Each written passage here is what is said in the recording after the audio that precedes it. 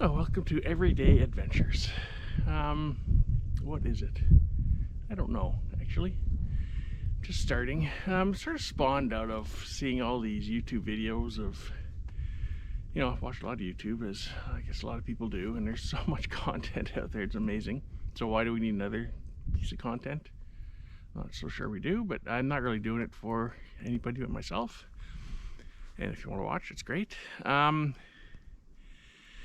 But, watching YouTube, you see all these really epic adventures. People riding motorcycles from Alaska down to the bottom of South America, or riding their bikes. People sailing across the oceans, people living in their vans full time, and, what do they call it? Off-landing, off-roading? No, overlanding, I think. So, they're great, they're fun to watch.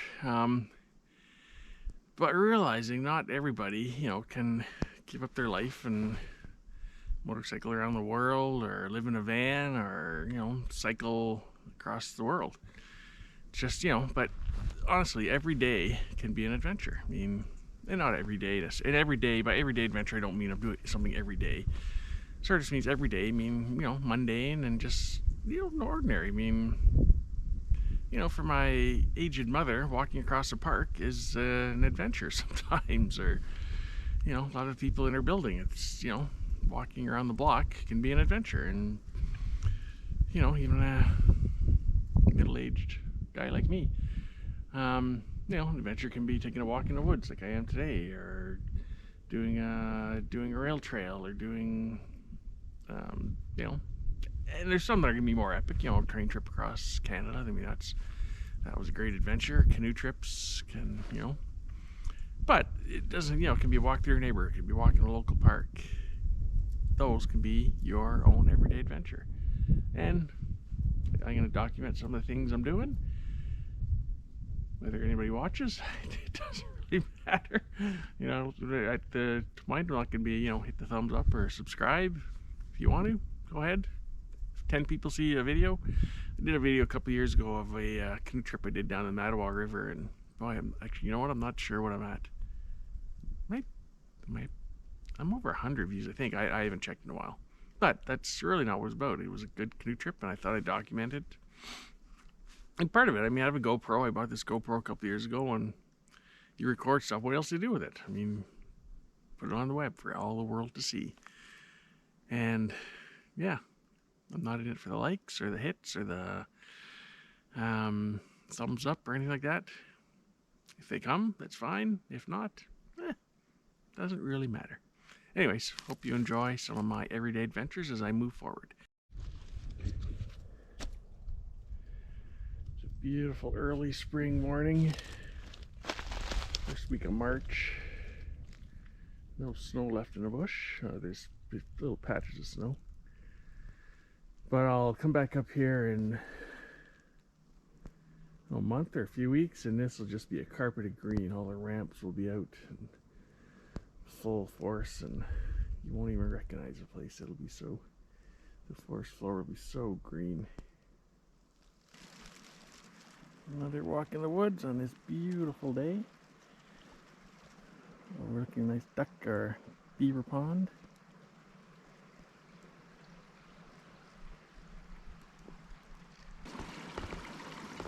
In the middle of a beaver dam. Can't think of a better place. Well, no, I can't. Right now.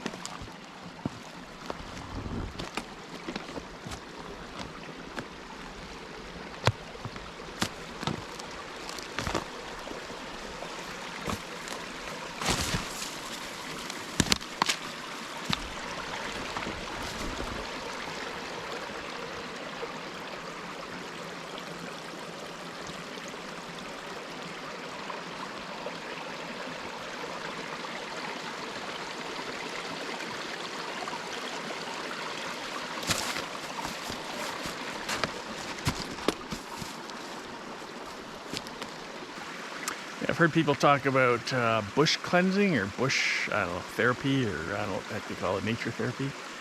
I've never thought anything twice about it. I think that's what I've always sort of done, and maybe I was ahead of my time. I was a trendsetter, I just didn't call it anything. But There'd be no better therapy than to walk across the beaver dam.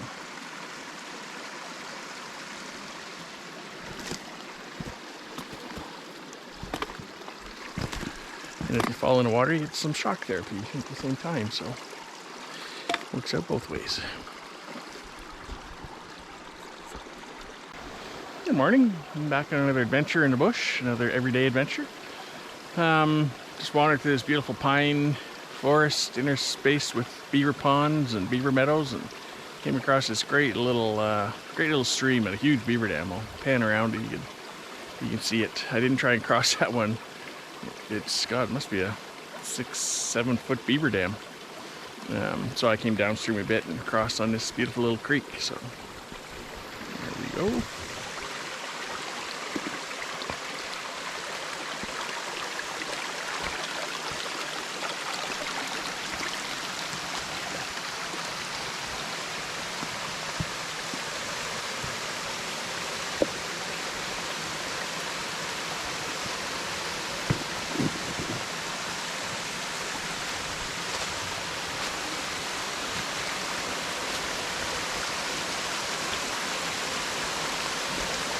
I said opening at the top. If I had to guess, I would say the beaver did that purposefully to let some water out. You know, spring flow is high, and you know, he would want to get his dam overflowing. So if I had to guess, and correct me if I'm wrong, but I think the beaver created that channel to let some of the water flow out before it breached the dam.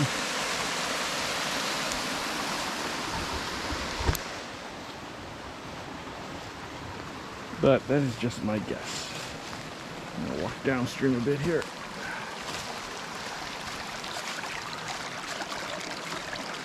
Beautiful little running creek of water.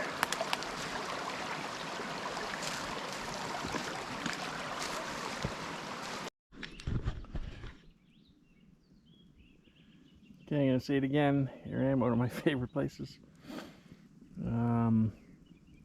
Again, just out in this area that's interlaced with these beautiful white pines and red pines, and of course the beaver ponds and beaver meadows. This was a huge pond years ago, but the dam broke. The dam's just down maybe a kilometer that way. Maybe I'll visit it some other day. But this is now just a great big beaver meadow. And I've been out here in the snowmobiles before, but today I walked in. Beautiful spring day. Yeah, and having a cookout, hot dog cookout.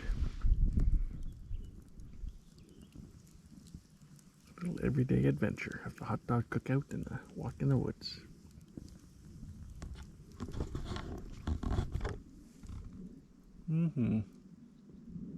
Love it. There's another thing I love about this area out here with all these pines and beaver ponds is you'll be walking along, you know, it's a relatively flat area, and then all of a sudden you come across this great big erratic. This isn't even a big one. I've seen bigger ones. Yeah, nice English. Yeah, I've seen bigger ones elsewhere, but this is a little pebble dropped by a glacier 10,000 years ago. You can see another one off in the distance there. Nice, covered in lichen, mosses. Beautiful in my eye. Here's a nice active beaver pond, still half covered in ice. You can see there's one lodge out there, and there's a second lodge. I just scared a couple of geese off here, and a couple of mallard ducks as well, taking advantage of the open water.